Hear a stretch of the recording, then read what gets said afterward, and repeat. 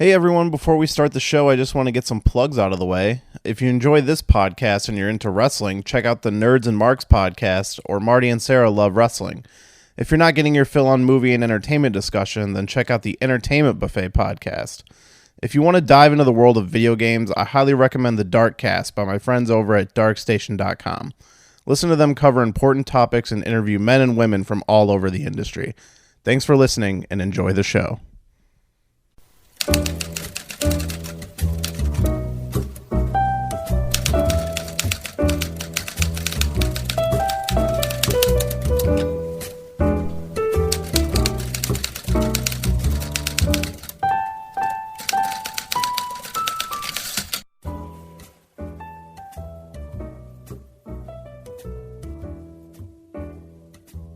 Hello, shelved listeners. Today is our little bonus episode that I talked about on our mini episode, depending on which order you downloaded these. But today we're going to talk about a movie pitch. This is something I talked about a lot last year that I wanted to do and just never got anyone to sit down. It stemmed from an idea of, like, we were at work one day and we work in kind of a big open, not like warehouse, but a big open shop type situation. And we kind of yell at each other back and forth. And one day we were kicking around the idea of what would a live-action Darkwing Duck movie look like. And we were just kind of pitching the idea to each other. And I was like, oh, man, this would be like a fun thing to do on the podcast. Because, like, a lot of people do this, I feel. Like, a lot of people are like, hey, you know, let's make a movie. What would a movie be? And blah, blah, blah. Even my boss walked up to me, like, last week and was like, I have an idea for a movie, and started talking to me about it. So I feel like it's a fun thing to do. I will try to get guests on for this, but currently I'm doing this one myself because it's more of a time-sensitive one because this actually was announced recently. But I want to pitch the idea for Marvel to do a Black Widow movie. And the thing is, they just announced last week. Like, I recently, what stemmed this is I read a Black Widow book recently, and I was like, fuck, you could really take this idea and twist it into a perfect Marvel movie to fit within where the Marvel universe is currently. And then, like, I was like kind of joking about it on Twitter, like, oh, hey Marvel, I got the perfect Black Widow pitch for you. And then, like, later that week it was like, oh, they've announced a writer for a Black Widow movie, and it's like, fuck. Like, they're totally doing it. So this also kind of stemmed from the movie Red Sparrow coming out, which is currently my most anticipated movie of 2018. Jennifer Lawrence, Russian spy film, which everybody has been joking is like, oh, you're just making a Black Widow movie. And it does look very similar to Black Widow. Different enough, but, you know, similar enough that people are going to draw the comparison. And also the fact that Wonder Woman came out last year, and, you know, Marvel has been the champions of the comic book movies for the last, like, 10 years. And DC finally made one good one, which was a female-driven superhero movie. And everybody's been like, you've had Black Widow for years. Like, I think, what was it, 2009, 10, when Iron Man 2 came out and introduced Black Widow? And everybody's just been like, what are you doing, like, leaving this money on the table? And, like, you let DC beat you to it, and now some random spy movie is going to beat you to it. And now they're finally trying to pick it up, and we'll see how that movie does now that they've waited so long. But I've been one of those people for years that's been, they should make a Black Widow movie. Even if you have to put fucking Hawkeye in it, just give me a Black Widow movie. For years, I've been like, it should be a female James Bond movie, and people have made James Bond-esque, like, opening credit sequences for a Black Widow movie on YouTube. If you search for them, some of them are amazing, and I definitely think that that's how you should do it. But so what my pitch is going to be is I'm going to take the story from Black Widow. I believe it came out in 2013 or 14. Maybe even 15. I can't honestly remember because I picked up the book on a digital sale on the Marvel app, and I finally read it, and I was like, oh man, you could really rework this story. So it's based on the book Black Widow, S.H.I.E.L.D.'s Most Wanted, which is a pretty recent story, and this is how I want to fit it into the Marvel universe. So obviously in the Marvel universe, S.H.I.E.L.D. currently does not exist. It has not existed since Captain America Winter Soldier. I don't know. So I'm going to say that this pitch currently, this is what I would do before Infinity War comes out, which is obviously going to change everything. So it honestly can't really be done because that movie's already like kind of coming and going. But you could always retroactively be like, oh, this movie took place then. And so here's my pitch. So in the beginning of the comic book storyline, it just opens with Black Widow escaping S.H.I.E.L.D. and she has stolen something and like dives out of a helicarrier and has to like steal one of their flying cars that they have, which they've introduced in the TV show, have not introduced in the Marvel Universe, which I don't really consider Agents of S.H.I.E.L.D. part of that universe anymore. I don't know if anybody really does. But so let's change it. Let's say instead Black Widow's not stealing from S.H.I.E.L.D., she's stealing something from the Avengers. And she has to break out of the Avengers headquarters, which I think they say is in upstate New York now. It's the same headquarters we saw at the end of Age of Ultron and stuff like that. You start with her breaking out, all the guards trying to stop her. I'm going to say there will be no other Avenger in this part of the movie. This storyline will require one later, and I'll try to figure out which one. But it is a crucial part to the story.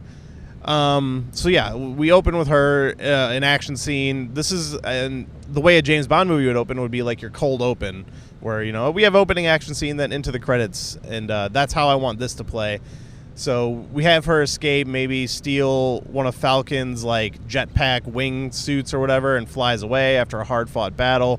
And then cut to opening credit song, Black Widow. I think, you know, obviously Bond-esque style song. Let's get Adele in there. Why not? I mean, she's did the best Bond song recently, so let's just keep it at that if you can get her, which I'm sure Marvel has the money. I think that would be great. So then we cut to Black Widow having to deliver the thing that she stole to a bad guy. So the main plot here is and this is true with the comic book as well. So the main story here is a bad guy has blackmailed Black Widow with some very private information of hers to leak it to the public unless she steals this item for them. And we all know that in Winter Soldier, she already kind of spilled all of S.H.I.E.L.D.'s secrets to the public. So this is the idea that this secret was never digital. It was only a hard copy of something. And it's one of the more driving mysteries of the movie that doesn't get revealed until the third act. But basically, so she steals an item for this bad guy who's going to be kind of this unnamed terrorist, red herring type character. And what she steals, we'll say, is like a file. And it's a file that leads to information of something he's looking for. And now she needs to go get this item that he's looking for. Otherwise, he's going to leak this information. And there is a great scene in the comic. So she actually gets kidnapped in the comic and wakes up where there's like all these guards around her that are taunting her, and she ends up taking them all out in kind of a brutal way. And I think you keep that scene, like after she steals the item and delivers it to who she's supposed to deliver it to, they kind of knock her out and take her. And then when the main bad guy comes in, you know, he reveals that he has this information and she's going to help him anyway. And there's nothing she can do about it. And, you know, she's trapped in this situation. I think you keep that along. And what this does, and it sends her where the thing she needs to pick up is at the Red Room, which is where anyone who knows Black Widow is where she was trained to be a widow. And this is going to tie into the comic book as well. In the comic book, she has to retrieve something from the Red Room. And what happens is she ends up like kind of reliving moments of her past. And I think this movie doesn't have to be an origin story, but this is where you can show and kind of hint at her origin. Because honestly, they've never really touched on her origin in the movie universe. They've hinted at it in Age of Ultron is literally the only time I can think of it. Where she has discussions with, you know, Banner about how she can't have kids, and they show some minor flashbacks to her training. I think you go a little deeper in this. Like, as she's exploring the Red Room, we see some flashbacks and stuff. And what she has to get something from the basement. I believe in the comic book it's a file of some kind. I think that is a good just, keep it all files. Like spy movies, it's always about information. So information is kind of the ultimate weapon in the story.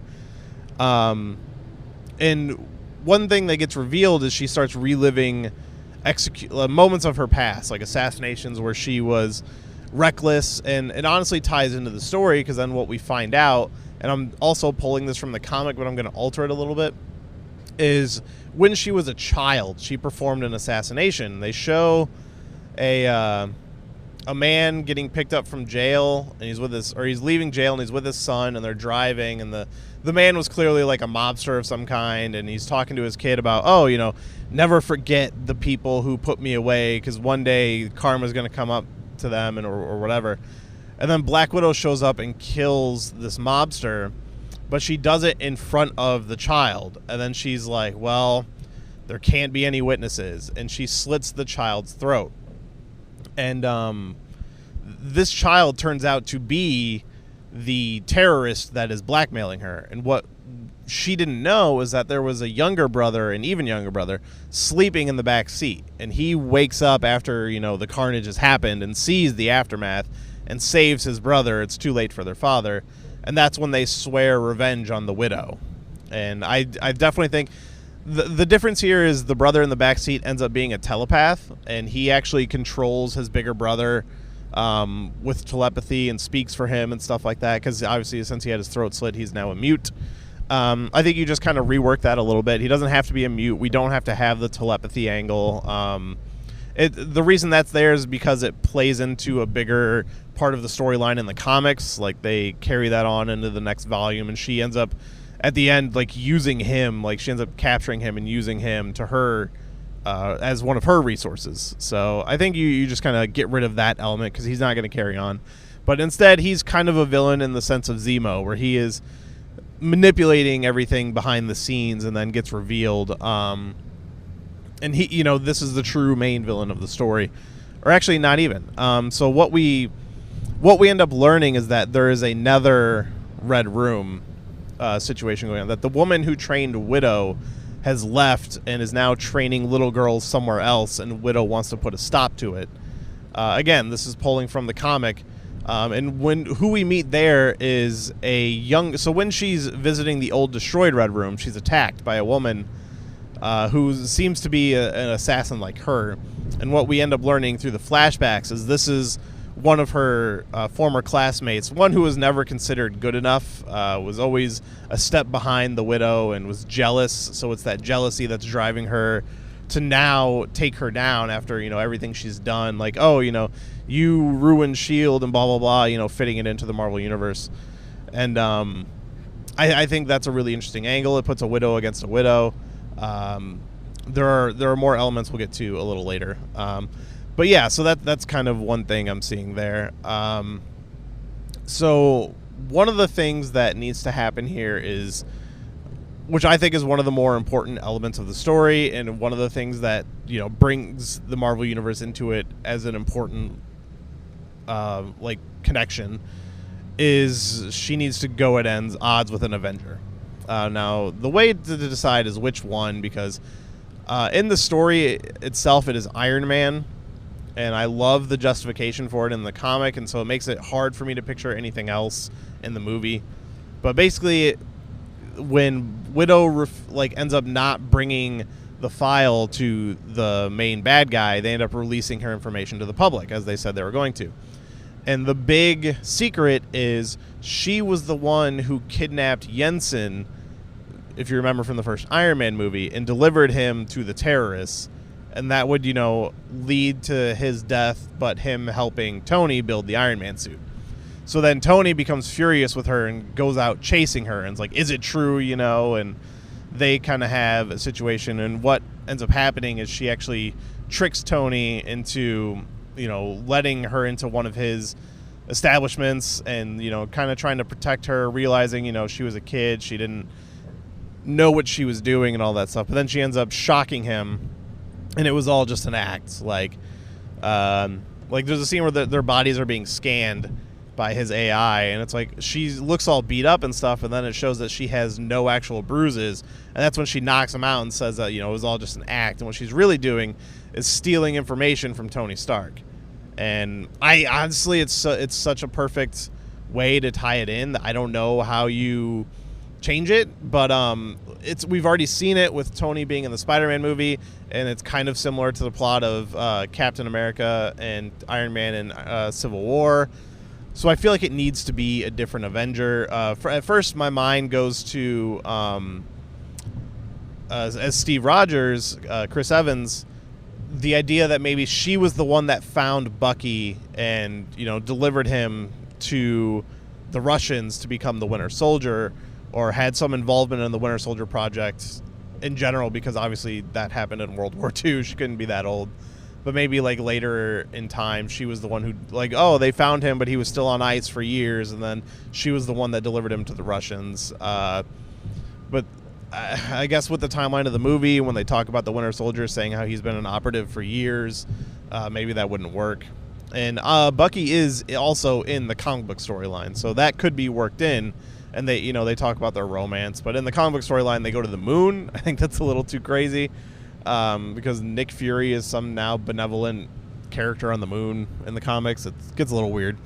So I don't know. Those are kind of, I think maybe you just keep the Iron Man one. It's just, to me, it's disappointing that, like, oh, we've already seen Tony Stark popping up in other movies, and I don't want it to just always be him. But maybe it could be Falcon for some reason or another. Maybe I think Falcon maybe tells a story in Winter Soldier about some previous military assignments he's been on. Maybe she was involved in something like that, killed some of his brethren. Who knows? But yeah, so that kind of draws an Avenger out after her. And then she ends up having to take them out, and she actually gets something else she's looking for, which then will lead her to the new location of this new Red Room, where the story will culminate in a fight with this other widow and the killing of the mother character, the one who trained the widows and raised them. And that kind of sends this new widow over the edge, because she wanted to be the best, and Natasha was always the best one. But I'm trying to think if there's any like smaller, more minor details that could be perfect for the story. And sorry, I'm parking my car here. So, but yeah, that's kind of the general gist of my Black Widow movie. It feels like a spy movie. It's a lot of, oh, you got to go collect this, and deception. And I probably could have explained it a little more eloquently. Like the villain, I'm trying to remember I want to follow basically the comic storyline and just tie it in to the Marvel Universe. Obviously it doesn't fit post Infinity War, but could work pre Infinity War, where she's in hiding and then she has to break into the Avengers mansion, because that's kind of how you start it. But other than that, I think that's pretty much gonna nail it for what I envision as a Black Widow movie. I think Marvel is just leaving money on the table, and they've totally, I don't want to say totally fucked up, because I think you could still do a Black Widow movie. But I don't know what you do with it. If you're not doing it as like a female James Bond movie, I don't know what your approach is. You don't want Black Widow to be facing down like a supervillain. I have not read a lot of the Black Widow comics. I don't know what a lot of her villains are like, but I do assume it is mostly just kind of spy characters and things like that. And that's what I want. Even in my pitch, her main final adversary is this other widow who we would assume is even manipulating things even further beyond the red herring villain of the two brothers. Because the thing is, the brothers kind of stick around. Well, one of them does. The other one ends up dying in the comic, but the other one sticks around to kind of progress that story further. But in this version, I think those characters should both be dispatched at some point, and it seems like it's going to be over, but then the other widow shows up and kind of drags the plot on a little more, because now this is the real threat, that they were trying to get the Black Widow the whole time, and kind of dispatch of the last of the previous version of the Red Room. And that's kind of where I'm at with that. I guess that's going to be the end of my pitch. I know I've been on Twitter kind of pitching it as like, oh, I have this great idea. Maybe it's not so great after all. I don't know. But I really enjoy the idea of a Black Widow movie. I love spy movies, so doing one in the Marvel Universe, and maybe you can incorporate Winter Soldier as well, although where he's at in the movies currently, we kind of don't know what's going on there. Aside from seeing him in the Infinity War trailer, we obviously know he'll be back, but the way he gets left at the end of Civil War, I don't know if you can incorporate him into this story. So I don't think, or maybe you can in flashback, so maybe that's how that goes. But yeah, bringing a couple of characters in for cameos. I think that's the way to do it now. Like I think at this point, you shouldn't just have one Avenger in any of these movies unless it's like a straightforward origin story, like Doctor Strange or probably what Captain Marvel's going to be. I think at this point there should be, because it's something everybody complained about is, oh man, like after Avengers, there's no sense that Thor shouldn't show up and help Iron Man, and like now they have the money, they can do that. And I think that should be what they do moving forward, and so on and so forth. And I think that's, you need to incorporate something into the Black Widow movie, even if it's Hawkeye. Like maybe at one point she has to fight Hawkeye from escape while she's escaping the Avengers. Maybe he's chasing her throughout the movie. There's a lot of potential there and a lot of ideas, but as it is, that is my pitch for a Black Widow movie. Marvel has currently hired a writer, so I doubt anything. I assume it'll probably just be another run-of-the-mill movie, but they make really great run-of-the-mill movies, so I'll be happy to see whatever they give me. But that's going to be it for today's movie pitch. A little shorter than I thought it was going to be. I thought I was going to be able to do this a little longer, but when I have a guest on, I'm sure the episodes will easily reach an hour. So, and we can talk casting and stuff like that. But as it is now, I have to unfortunately go into work. So that's going to be it for today's movie pitch. And maybe I'll revisit this one with a guest to get somebody else to read the book. And maybe they can expand on it in ways that I didn't see. But if you want to read that book, it is Black Widow, S.H.I.E.L.D.'s Most Wanted. And I actually recommend it. It was very good. And I read the next volume as well. Also very good. It's like a 2-volume complete storyline. So I recommend reading both. But as far as the movie goes, I think you just take that first volume and rework that.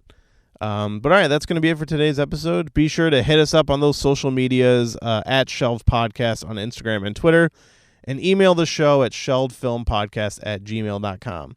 So thank you for listening, and if you have a movie you want to hear pitched, or if you want to pitch to me, you can even send an audio file, and I'll cut it in to the episode. But yeah, that's going to be it. So thank you for listening, and be sure to check back for our next episode.